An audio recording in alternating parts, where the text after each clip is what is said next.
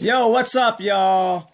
This is The Trades, a show about breaking and hip-hop and the business of. I'm your host, Shadow Rockin' Profo Won of the Floor Gangs and the Knuckleneck Tribe. We have a really great show today. Everyone's tuning in. Before we get started with that, I want to thank everyone for tuning in. Last week it was a vlog because I did a live reaction and commentary to the Red Bull BC1 finals with Issei and Hong Ten, a move-for-move breakdown. It was really successful. I want to thank everyone that shared it out there. And man, that's so much love. Now, before we begin, I want to say that, give a shout out to the homies out in Bogota, Colombia. We give a shout out to Schizophrenia Crew. They have this program where they reached out to kids. They take kids from the Aguas Claras district out there in the mountains, and they teach them how to break. One of the founders, Bboy Moy, is from Aguas Claras district, and he just puts them in the crew and puts them in the program and show these disenfranchised kids how to use hip-hop to kind of like empower their lives. So that's what inspired me for my guest today. So coming to you live from Houston, Texas, we got my man, Bboy Moy of the Havikoro and Break Free. What up, Moy? Yo, what's up, man? Yes, sir. The show. Yeah, man. And just can't wait to connect and build with you guys. So how did Havikoro start? So Havikoro initially was two crews in Houston. So Havik was a crew that we started in 1996.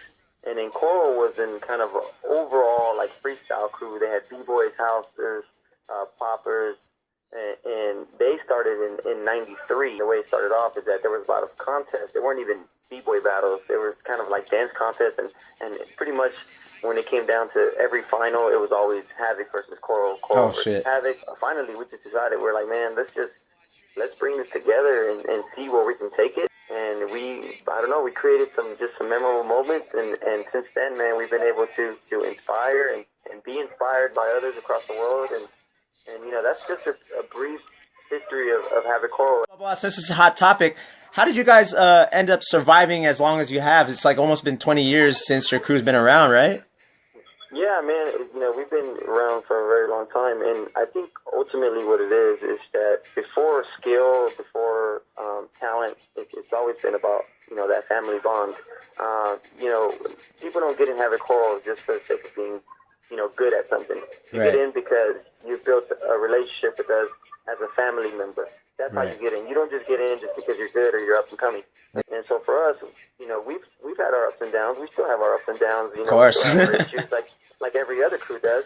But that's part of being a loving family. And I think ultimately that's kind of the foundation of what holds us together to this day. What we represent first before anything. Right. And we've all believed in that, and to this day believe in that. And so every time we go out there, man, we just want to represent family. So here's your last question. Well, you were living in LA. From LA, you went back to Texas, then you start Break Free. How did that all come about, and why did you start Break Free? And I think in order to be inspired, you have to kind of surround yourself with a circle of people that keep you young. For me, I felt like at one point in my life, especially when I was living in LA, where I kind of like plateaued in my dance, I plateaued in the way I was learning, and the way I was thinking, the way I was creating, and it was because I wasn't surrounding myself with people that wanted to progress. I surrounded myself with people that wanted to just put work.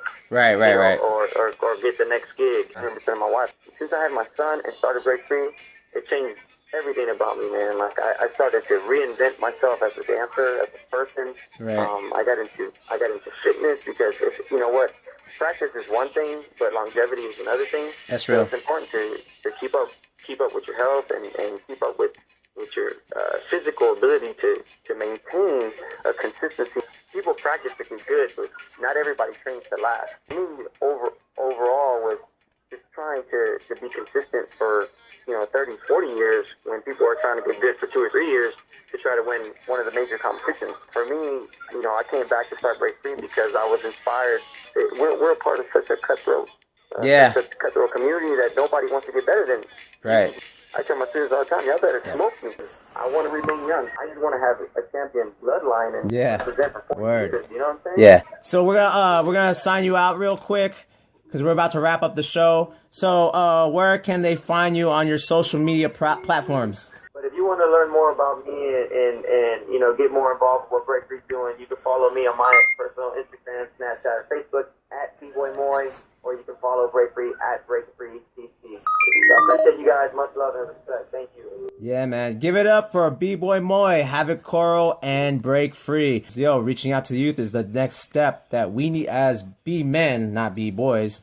We need to take a step on mentoring. I think that's the next thing, what Moy's talking about as far as just beyond winning. It's like we got to pass on the legacy, pass down the style. And even if the kids that we teach don't break, teach them how to be successful in life, because a lot of us that are watching are actually successful in whatever goals we set, that it be a move or a championship. We all have done it. I know people that have been watching right now live have achieved certain goals. I want to give it up to y'all. You've made this show really successful. Please like, share, and comment down on below if you like the interview, or if you have any questions or ideas for the next show, leave it down below. You can contact me at Facebook/ProfoWon FLGZ, on Instagram at Profo_FLGZ, or on Twitter. Yo, great show. All I gotta say, peace, and I'm out of here.